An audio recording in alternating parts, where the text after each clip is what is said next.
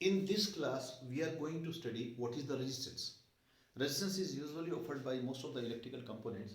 So when we say resistance, resistance is the property of an electrical conductor due to which it opposes flow of current through itself. The obvious question must arise, why should a component or a conductor should oppose the flow of electrical current through itself? For this, the obvious reason is, I have already talked about this.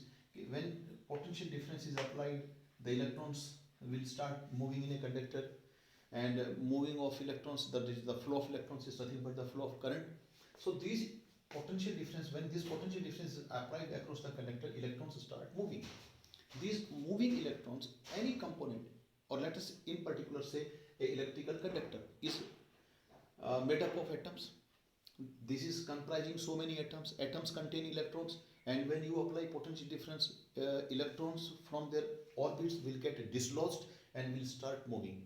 Once electrons are getting dislodged from their orbits, what remains behind, the part of atom that remains behind, is called an ion. So this particular conductor is comprising of electrons, it comprises of ions, it still comprises of some atoms.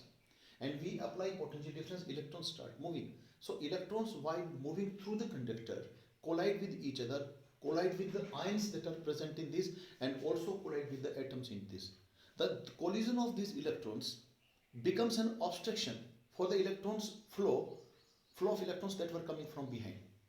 The obstruction of electrons is nothing but obstruction to the flow of current, because current is nothing but flow of electrons. Electrons collide with each other, there becomes an obstruction, or that their collision opposes the flow of electrons that were coming from behind, and flow of electrons is flow of current. So what is being opposed is flow of current. So I can say resistance is in a component is because of the collision of electrons when they are moving through that particular conductor. Now, to relate it with the length and area of cross section, let us say this length is 3 centimeter, and if I double the length, the number of collisions will definitely get doubled. So I can say resistance of a component is directly proportional to length of the conductor, that is. And if I increase the area, that means one way you can understand it this way. In larger area, see, there are lot many things involved into this, but at this juncture, into the, I should say, scope of this particular class, that is for the 10th, it is enough for us to see we are increasing the area, means less number of electrons, let us say. So electrons less in comparison to the area, so collision will be less.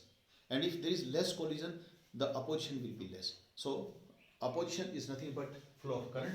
So I can tell you that area of cross section, please do understand that this A is here area of cross section, which is pi r square. So I am trying to make it clear to you that resistance offered by a conductor is directly proportional to the length, because more length, more collision, and more area, less collision. So resistance is inversely proportional to area of cross section. Also, we will see how the resistance offered by a conductor depends on the temperature. Let us say initially the temperature of this particular conductor was 40 degrees Celsius.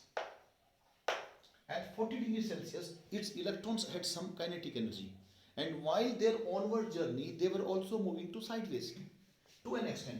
Now if I make the temperature to 70 degrees Celsius, so their sideways movement will be to greater extent, and the electrons, if are moving sideways to greater extent, the number of collisions will increase. So I must tell you that the temperature is more, the resistance will be more.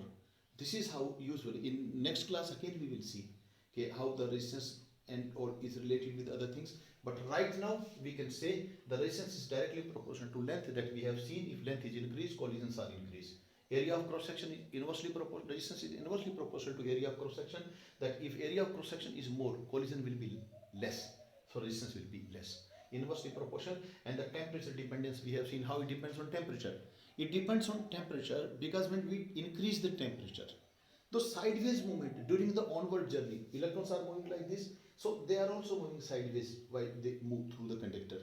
So they will start moving to greater extent if the temperature is more, because their kinetic energy increases with the temperature. So this is how resistance of a component depends on length, area and temperature.